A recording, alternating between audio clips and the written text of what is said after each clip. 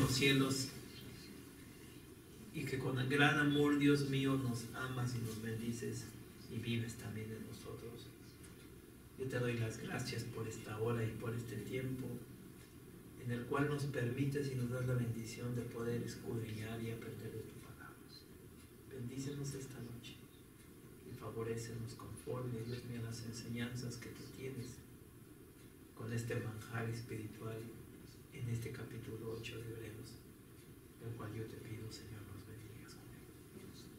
En el poderoso nombre de tu Hijo Jesús, bendícenos y también perdónanos. Comienza, tiene un título, el capítulo, que en realidad sigue también hasta el capítulo 9, dice, el mediador de un nuevo pacto. Básicamente Hebreos es un libro, no sé si hasta ahorita se han dado cuenta de que es un libro que está hablando única y exclusivamente de Jesús, del intermediador, del intermediador, del sacerdote, que es el Hijo de Dios.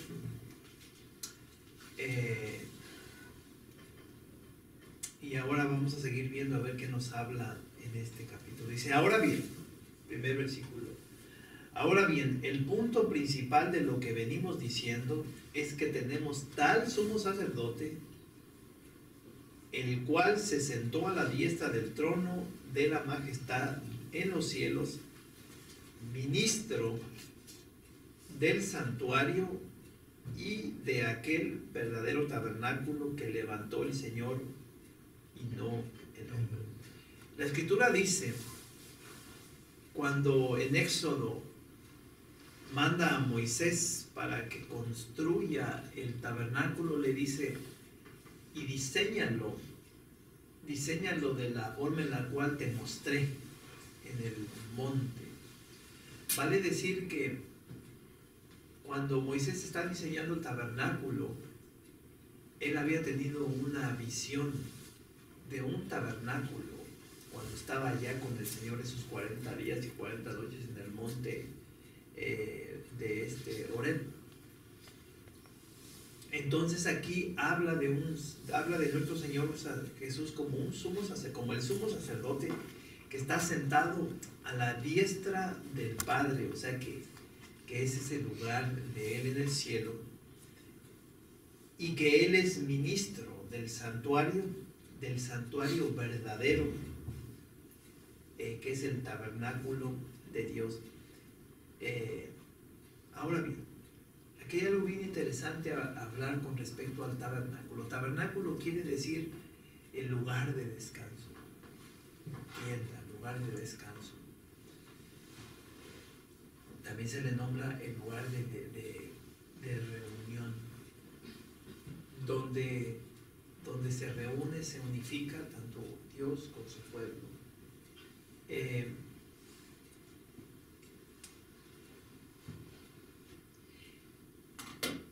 Dice la Escritura en Apocalipsis que en los últimos capítulos habla de que, principalmente, yo diría más bien en el último, habla de que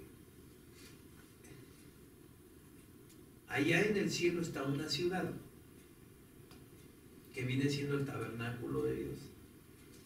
Una ciudad que tiene 12,000 estadios de ancho como de alto. Sé que es un cuadro. Y que esa ciudad es la Nueva Jerusalén. Y que allá en el cielo ya no se necesitará más de templo, porque Dios también habla antes que más adelante, dice que no habrá necesidad de luz, porque Dios será nuestra luz, y de templo, porque viviremos en Él y Él en nosotros. Entonces, dice aquí la Escritura que Jesús es el sumo sacerdote. El sumo sacerdote que estaba el otro día recibiendo palabra del Señor con respecto a eso, de que Jesús, a la vez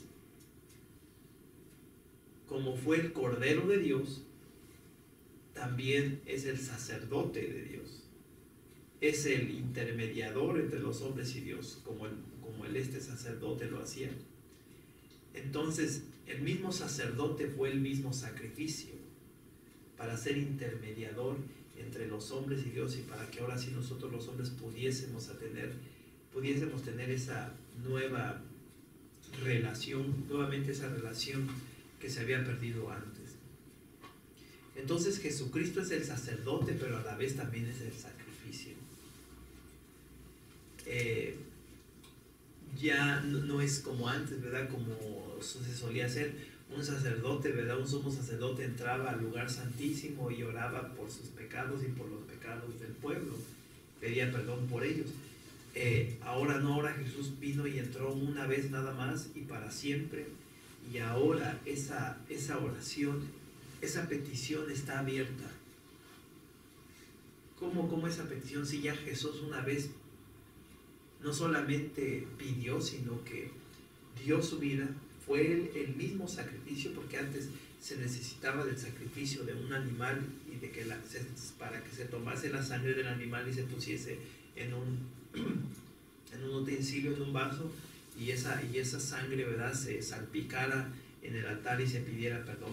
Entonces ya había un sacrificio, ahora no, ahora el mismo sacerdote es el sacrificio, y su sangre es la sangre que nos ha redimido. Ya no la sangre de un cordero, sino la sangre del Cordero de Dios. Que yo les he platicado una historia muy interesante con respecto a eso. Como ustedes saben, cada año el sacerdote entraba en el lugar santísimo donde estaba el Arca del Pacto. El Arca del Pacto, si ustedes leen en Éxodo, era un arca con unas medidas específicas de madera buena, acaica parece, sí, o acacia, y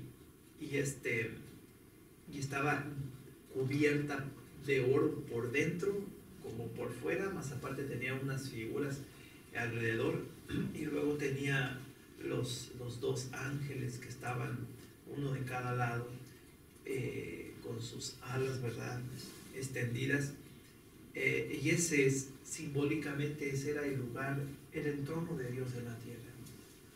Ahora bien, cuando Moisés entraba al tabernáculo, o el sacerdote entraba al lugar santísimo del tabernáculo, no miraban a Dios con sus ojos, pero su presencia estaba ahí, que no es ninguna diferencia. Dirá usted, sí es la diferencia, una es que sí lo ve uno y otra que no lo ve, pero usted puede estar mirando algo y no le puede causar nada. Pero sin embargo, cuando es Dios, su presencia es la que hace que cause algo en usted. Póngase enfrente de un nicho donde está un santo. Usted no siente la presencia del santo, hablando de la imagen, ¿verdad que no? Pero si la presencia de Dios está en una parte, su presencia también está en un lugar, digamos, en este caso, en un trono, su presencia se siente, porque Él es vida, Él es poder, ¿no? Y una imagen, pues olvídense, es una cosa.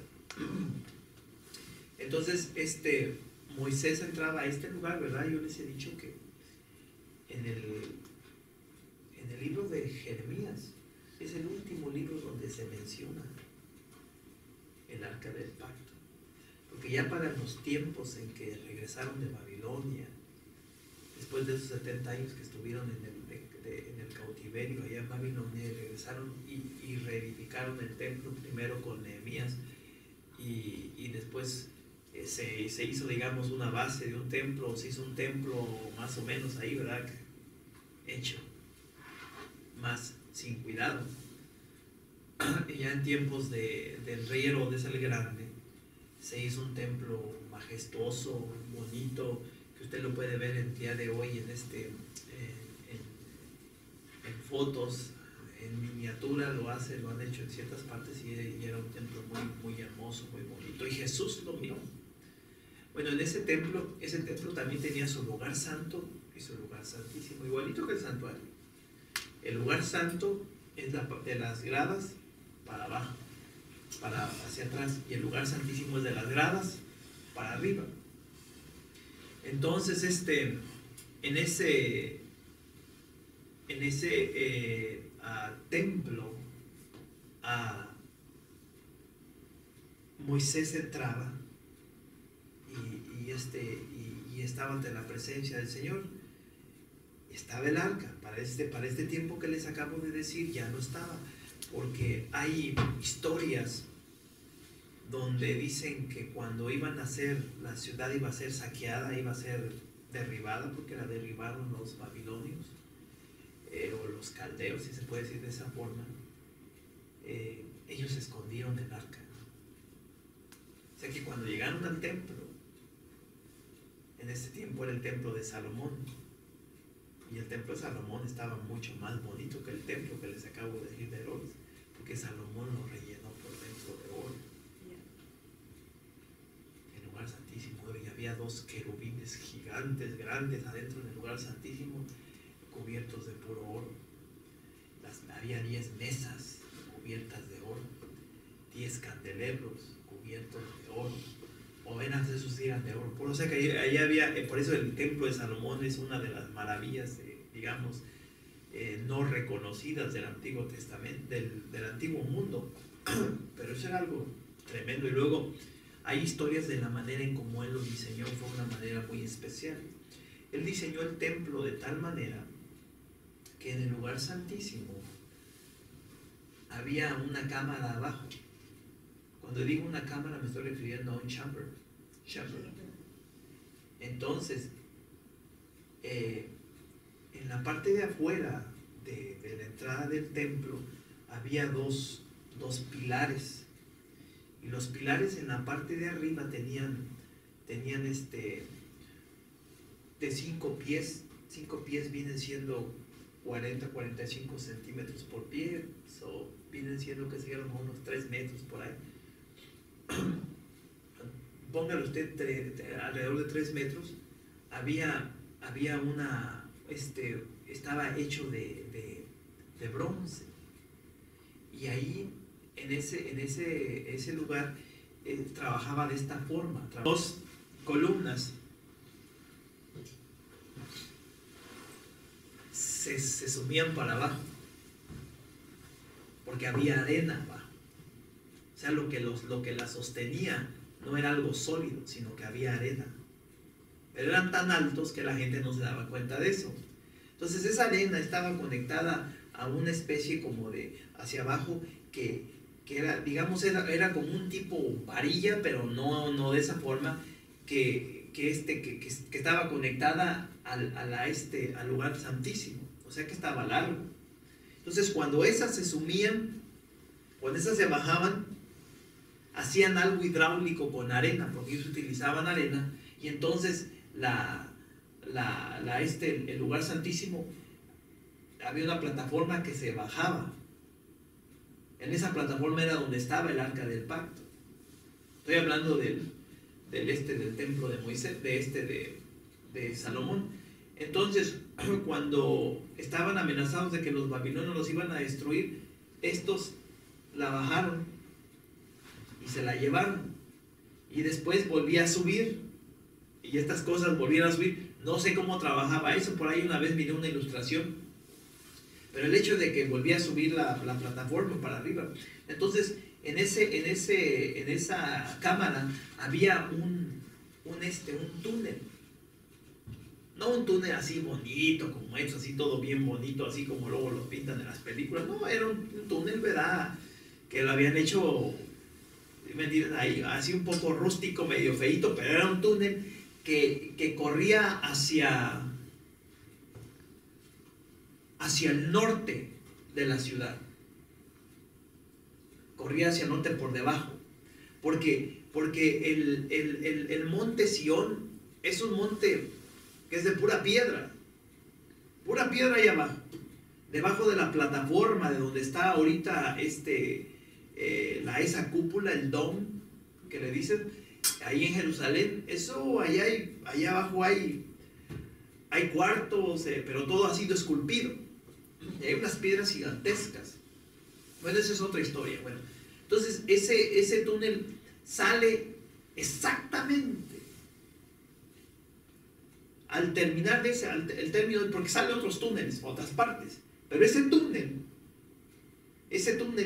en dirección al norte termina exactamente en una chamber, en una cámara abajo, exactamente abajo del lugar donde crucificaron al Señor Jesús, en la calavera, el lugar del Gólgota.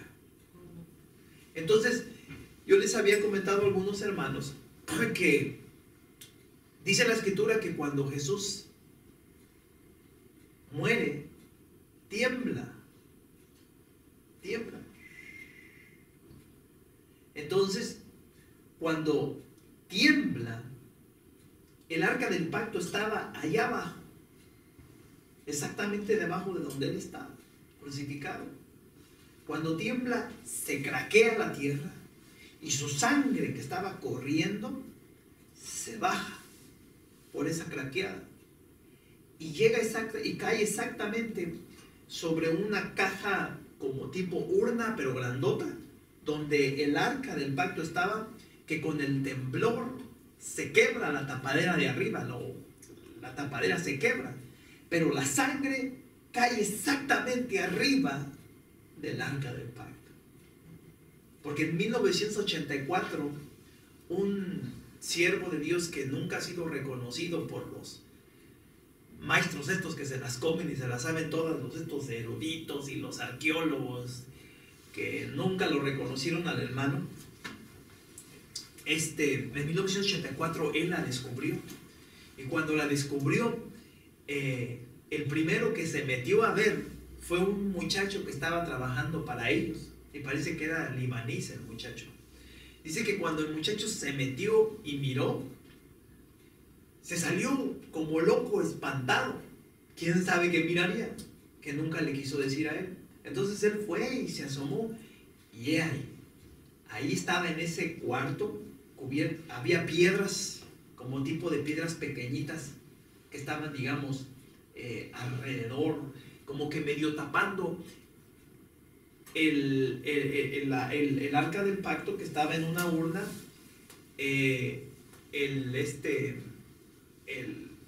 ¿Cómo se le nombra? No, eso no. Estaba ¿cómo se llama? La mesa de la preposición. Había tres cosas: la mesa de la preposición, el arca del pacto y ¿cómo se llama? El altar de incienso, donde se quemaba el incienso. Ok, porque se quemaba un incienso y se hacían oraciones. Esas tres cosas, y más aparte había más utensilios, vasos que usaban los sacerdotes en el templo. Eso estaba ahí. Entonces, cuando tiembla, la sangre cae sobre el arca, que era el lugar donde cada año el sacerdote echaba la sangre del cordero que habían sacrificado. Entonces, esas son historias que hay y que desgraciadamente no han salido a la luz, pero ya muchas personas competentes a esta situación saben de eso, porque se habla de que el templo va a ser reconstruido. ¿En qué circunstancias? Uno no sabe. ¿Cuándo? Tampoco uno sabe. Pero el arca del pacto está ahí. Es algo que ha sido cierto. Entonces, eso es con lo referente al pasado. Con referente al presente, nosotros ahora somos el templo de Dios. Y el sacerdote tiene que estar ¿dónde? ¿Por qué? Guáchele, esto no está escrito en libros. Dice la Escritura en Apocalipsis capítulo 3, en los últimos versículos: yo estoy afuera y llamo. El que abre la puerta y me deja entrar, entraré yo y cenaré con él. ¿Saben qué era lo que hacían los sacerdotes en el lugar santo?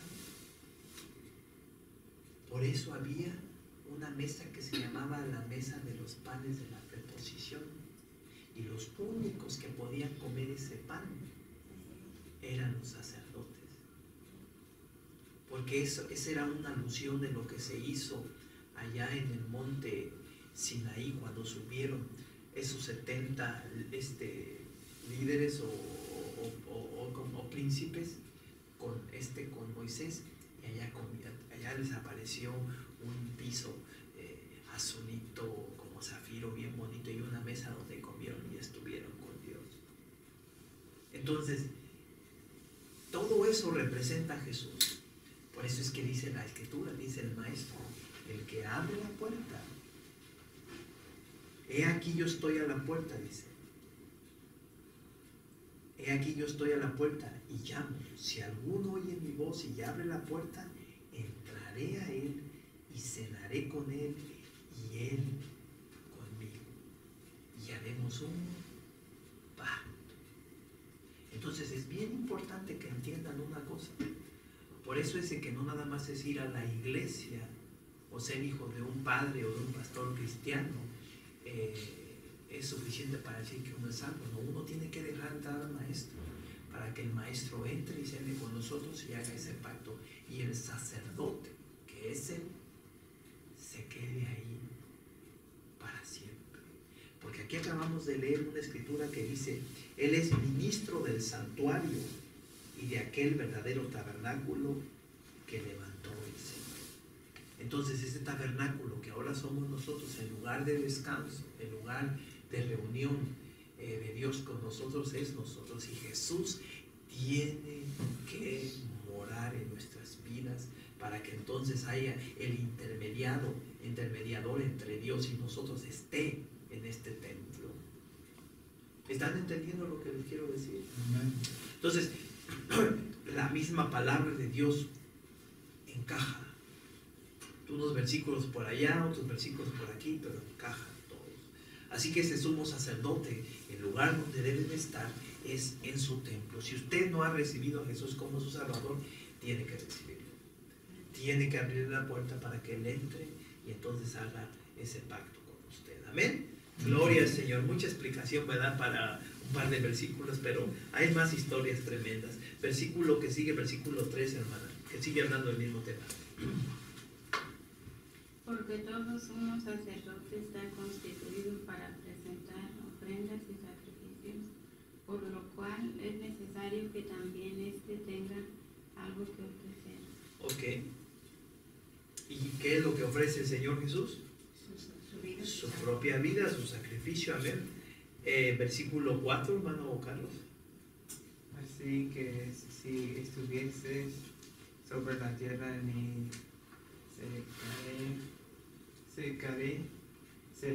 seré sacerdote, habiendo aún sacerdotes que presentan las ofrendas según la ley.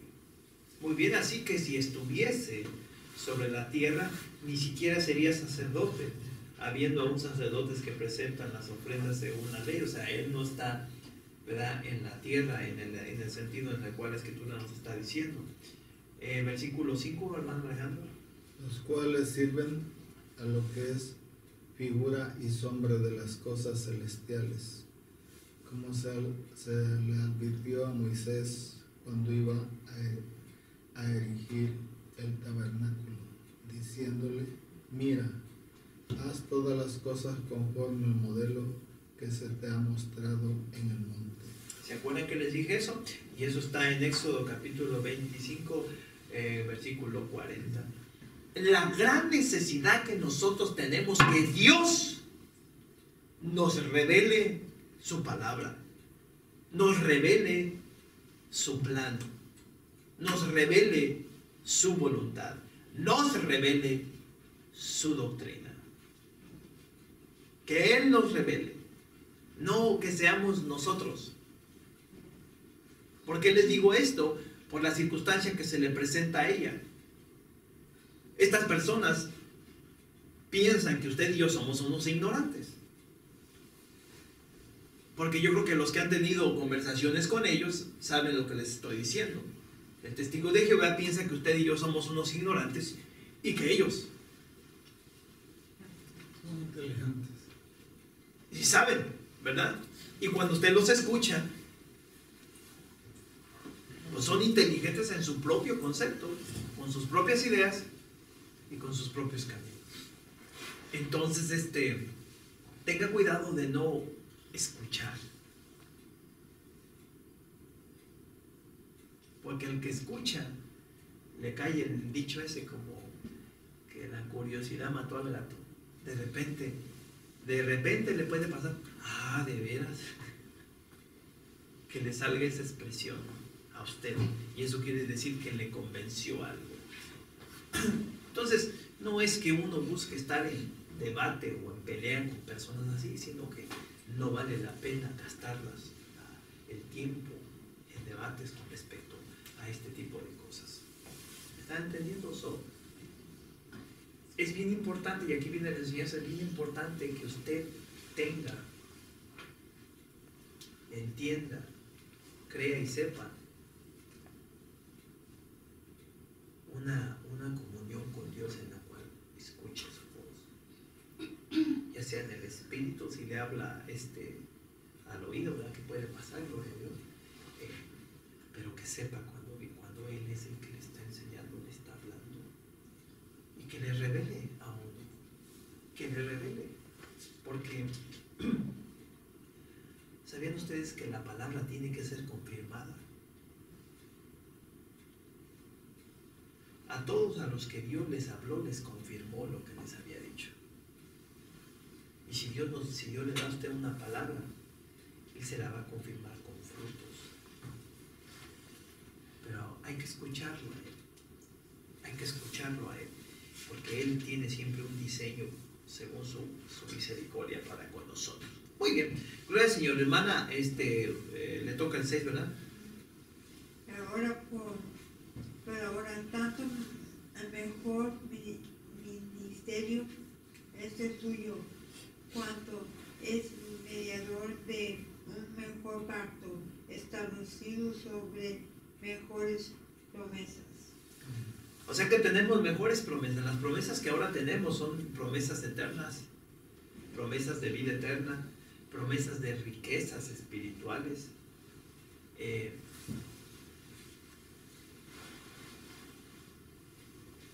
La promesa de tener a Dios mismo en uno es algo muy extraordinario. El gran amor, la gran presencia de Él y promesas de que nuestros pecados han sido borrados, han sido perdonados y ya no tenemos nosotros cuentas que saldar después de que nos hemos arrepentido y recibido al Señor como nuestro Salvador. Claro que si sigue pecando, pues pida perdón para que se sienta perdonado. El 7, hermana Alejandra, por favor. Porque si aquel primero hubiera sido sin defecto, ciertamente nos hubiera procurado lugar para el segundo. Amén.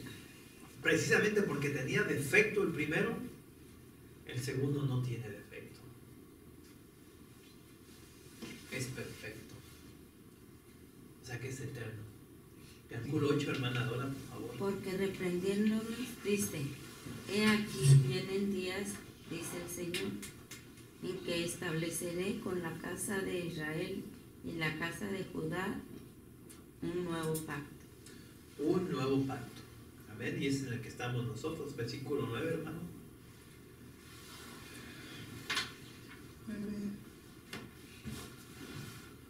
No como el pacto que hice con sus padres el día que tomé de la mano para sacarlos de la tierra de Egipto, porque ellos no permanecieron en mi pacto y yo desentí. Me desentí. Desentí. Amén. Sí, amén. Lo dijo bien. De ellos, dice el Señor. Ok. Entonces, fíjense, vamos a leer los dos versículos. Uno dice: porque reprendiéndolos, dice la Escritura, hablando del pueblo de Dios, he aquí vienen días, dice el Señor, en que estableceré con la casa de Israel y la casa de Judá un nuevo pacto. No como el pacto que hice con sus padres el día que los tomé de la mano para sacarlos de la tierra de Egipto, porque ellos no permanecieron en mi pacto y yo me desentendí de ellos, dice el Señor. Entonces, ese pacto no fue un pacto que haya sido cumplido. Por eso es de que la Escritura nos habla de que la ley es algo que uno no puede cumplir al 100%.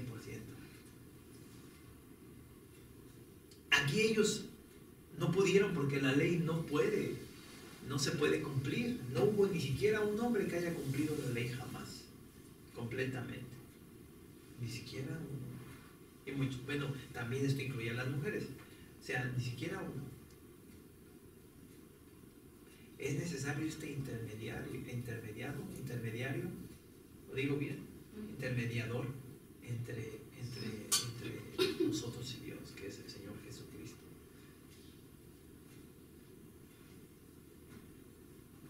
Así que uno es importante que acepte si usted tiene una debilidad, acepte que tiene una debilidad. Si usted pecó, acepte que pecó. Ese es el principio para el arrepentimiento y entonces para que venga el perdón. No sea santo en su propia opinión. Amén. Amén. Porque misericordioso es Dios para perdonarle a uno los pecados que uno cometió, cualesquiera que sean. Lo reconoció. Porque ya lo reconoció, se arrepintió y entonces vino y creyó de que Dios es misericordioso para perdonarlo y el Señor lo perdona. Bien importante eso. Gloria al Señor. Versículo que sigue, hermano Juan 10. Por lo cual, este es el pacto que haré con la casa de Israel. Después de aquellos días, dice el Señor, pondré mis leyes en la mente de ellos, y sobre su corazón las escribiré, y seré a ellos por Dios, y ellos me serán a mí por pueblo. Ahora, cuando habla aquí de leyes,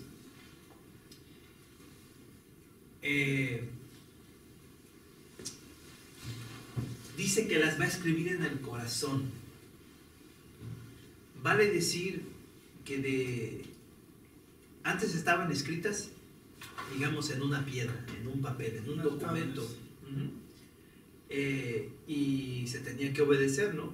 Pero como les digo, se falló, pero nunca pudo el hombre. Pero ahora las va a escribir en el corazón. Cuando dice que las está escribiendo en el corazón, el Señor, creo yo que nos está diciendo que nos va a dar la capacidad espiritual para poder llevarla a cabo.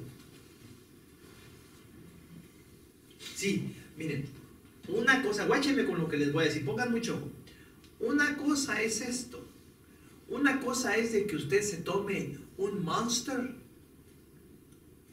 o un Red Bull y por unas cuantas horas esté, pero que si bien strong, bien fuerte. Y otra cosa es de que las fuerzas las tenga ya. Sí, porque el Monster se le va a ir a las horas, pero sus fuerzas naturales no. Eso es lo que la Escritura dice. Ahora el Señor vive en nosotros, está en nosotros, y esas cosas sí se pueden hacer. O sea, que ahora sí se puede vivir más en santidad que antes. Porque hay muchos que dicen, no, pero ahora estamos bajo la gracia.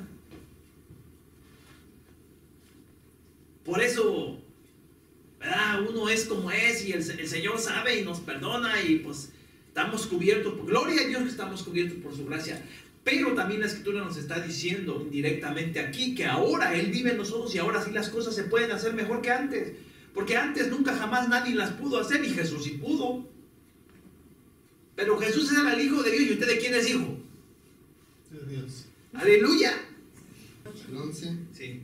Y ninguno enseñará a su prójimo, ni ninguno a su hermano diciendo conoce al Señor, porque todos me conocerán, desde el menor hasta el mayor de ellos. Esto está tremendo.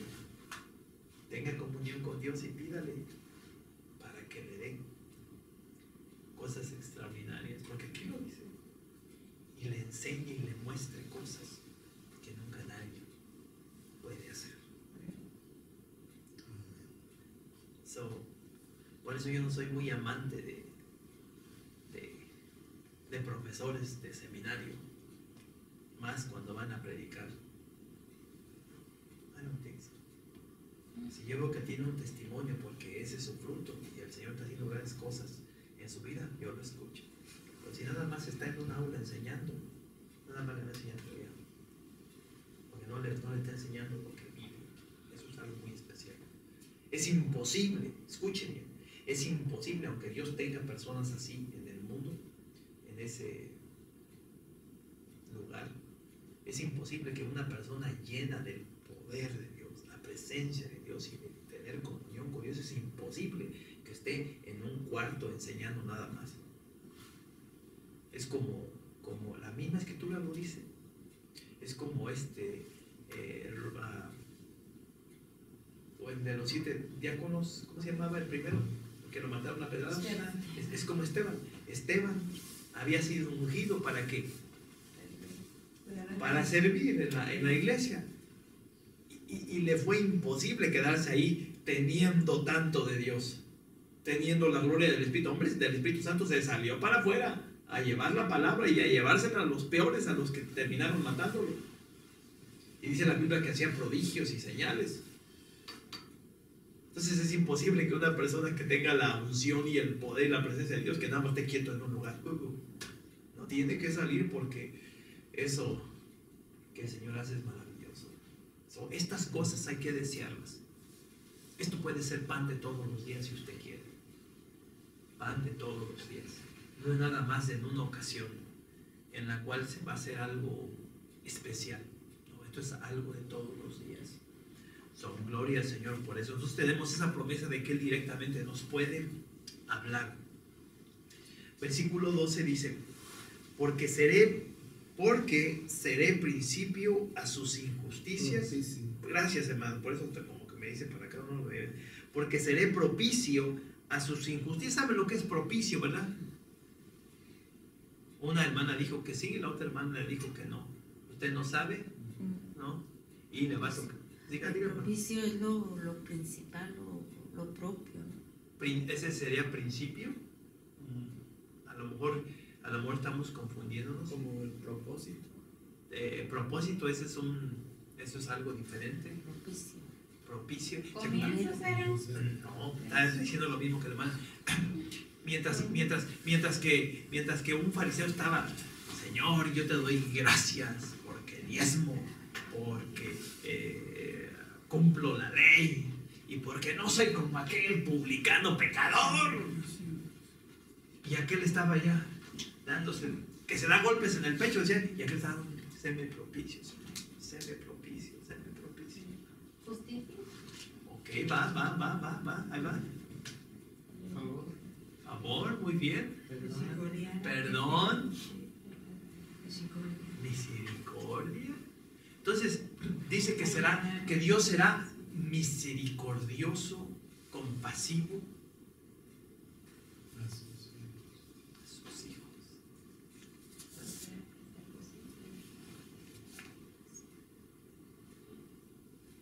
Gloria a Dios. Entonces dice: porque seré propicio a sus injusticias, los voy a perdonar, voy a ser paciente, voy a ser misericordioso, los voy a perdonar, y nunca más me acordaré de sus pecados y de sus iniquidades. Eso que está diciendo Dios es algo que debería a usted y a mí hacerle en sus oídos: ¡ay, Señor! Porque fíjese lo que está diciendo. Dice: y nunca. Como cuando quiere decir nunca, quiere decir que nunca. Estamos en ese tiempo, hermanos, donde esta palabra está presente, está activa. Nunca más me acordaré de sus pecados, sus iniquidades. Usted y yo sí nos acordamos, para desgracia de nosotros, y pensamos, lo peor es que pensemos que Él nos las tiene todas contaditas. Las tiene allí en el libro, en un libro, miren, aquí está el día que la hermana Alejandra se portó mal. No, la sangre del Cordero limpió todo eso. Porque estamos hablando del intermediador, estamos hablando del sacerdote, estamos hablando del Cordero de Dios. Entonces el Señor nunca más se acordará de nuestros pecados, de los que ya le pedimos perdón. Pero eso no quiere decir que hay que tomar una actitud de libertinaje. No hay que tomar esa actitud. Porque puede ser que digamos, otros todos los días son iguales. Para el otro día voy a portarme mal. Como quiera el Señor me perdone y para el otro día amanezco limpio. No.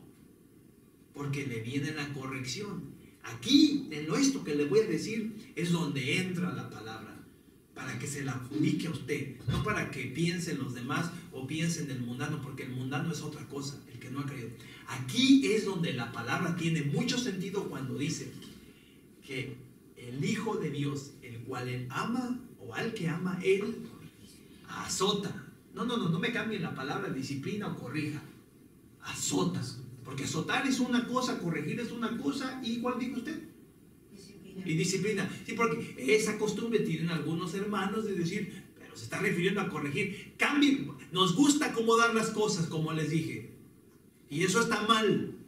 Dice la escritura ahí, al menos en nuestra versión, dice azota. Y un azote es que le den uno, pero bien bueno. Ahí es donde nos viene la corrección a través de un azote. Porque somos hijos de Dios y nos ama y nos quiere enderezar. Y Él sabe cómo. Ese es lo malo para nosotros. Él sabe cómo. Es decir, nuevo pacto ha dado por viejo al primero, y lo que se da por viejo y se envejece está próximo a desaparecer. Now, guáchele una cosa bien importante. Dice el Señor Jesucristo que a la ley Él no le ha venido a quitar ninguna ¿qué? Ninguna letra. Sigue igual. Pero aquí está hablando de un pacto. Y la ley había sido establecida para los que se portan mal. Amén, para corregir, porque la ley no es mala, es buena. Es bendición.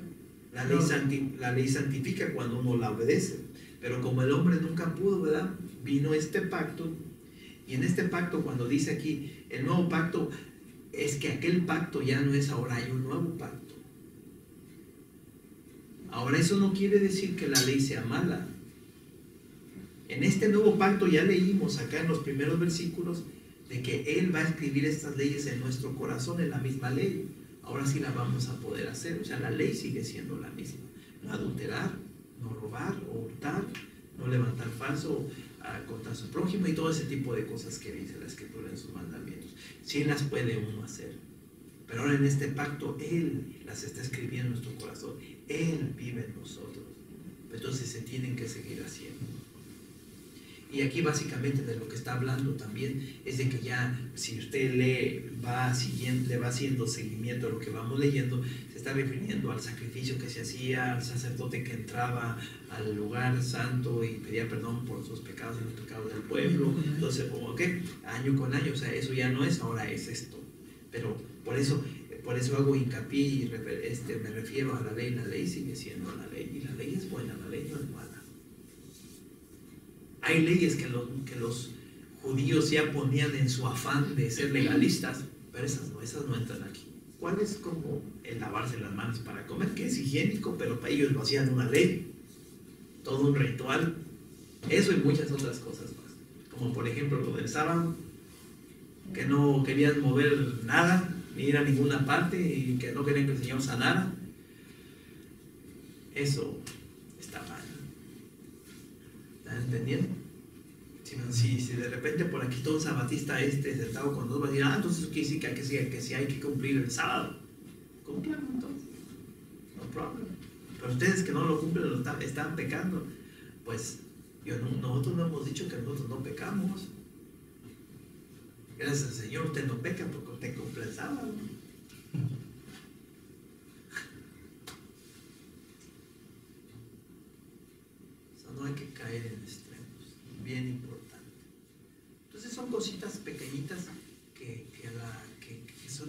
importantes y que son de mucha bendición, todas estas cosas que estamos hablando. Gracias, Señor Santo, por tu bondad, porque siendo malos nosotros, Señor, tú permaneces bueno. Padre, yo te pido, Señor, perdónanos nuestros pecados. Perdona, Señor Santo, nuestras debilidades, nuestros errores, nuestras terquedades. Y bendícenos, Dios mío, esta noche, Señor. Toca, Señor, la vida de tus hijos, la vida de sus familiares o de las personas las cuales nombraron y pidieron. Avívanos, Dios mío, Señor Santo, con tu fuego, con tu verdad. Yo te pido que traigas paz sobre nosotros, que traigas gozo, que traigas salud. Yo te pido que traigas liberación de las opresiones, de la ruina. Yo te pido, poderoso Señor eterno, que bendigas, Padre eterno, a tu pueblo, a tus hijos y tus hijas. Que sanes a los enfermos, Padre. Que nos avives, Dios mío, Señor, en tu palabra, porque tu palabra nos hace libres y sanos. Bendícenos, Dios mío, esta noche. Porque nosotros somos porque tú eres. Y no seríamos, Señor, si tú no quisieses. Pero te ha placido en tu corazón precioso el bendecirnos, Señor, y el darnos vida, salud y fe. Yo te pido, bendícenos, Señor eterno, y llévanos por senderos de justicia, de aprendizaje, de crecimiento espiritual, de gozo, de servicio, de comunión contigo, Señor Santo, de llevar a cabo, Señor, esta obra que tú has puesto en nuestras vidas, para que entonces, ya cumplida, nos sintamos satisfechos y felices, Señor. Padre, yo te pido, toca a tus hijos que están aquí presentes y dale a tus siervos, Señor, la palabra, la fe, la certeza, Señor, que necesito para declarar estas bendiciones.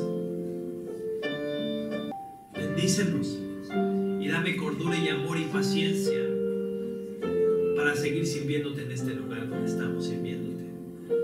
Padre, en tus manos pongo nuestras vidas, porque sé, Señor Santo, que en ellas están bien.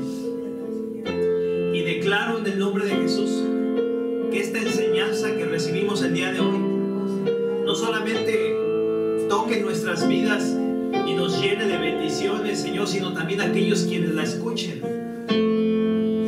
Yo declaro que ellos sean enriquecidos espiritualmente, Dios mío, con tu palabra, y que la palabra que tú les diste, Dios mío, haga en ellos, Señor, frutos, Dios mío, en los cuales ellos se sientan, Señor eterno, bendecidos y prosperados, y puedan ver tu nombre, tu presencia manifestarse en sus vidas. Así que yo te pido, toca, Dios mío, sus finanzas, toca, Dios mío, su salud, Dios mío, dale salud, dale liberación de la ruina, Señor, provéeles, Dios mío, y bendíceles con tu palabra para que sigan creciendo y sigan, Dios mío, creyendo que tú eres su proveedor y que fuera de ti no hay más que hacer. En el nombre de Jesús yo declaro esta bendición para ellos como para nosotros en este lugar. En el nombre poderoso de tu Hijo Jesús te lo pedimos. Amén.